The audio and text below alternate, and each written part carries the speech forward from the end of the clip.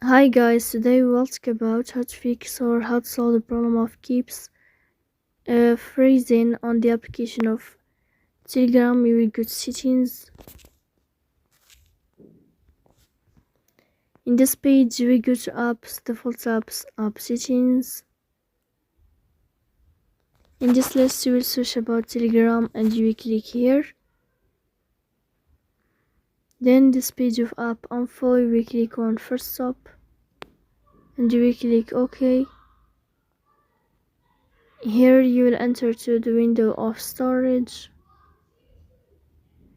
Then we click on clear cache. In the end, you can turn off your phone and you can restart your phone again to fix that problem. So please don't forget to support us by like and subscribe. See you next time in another video and thank you for your watching.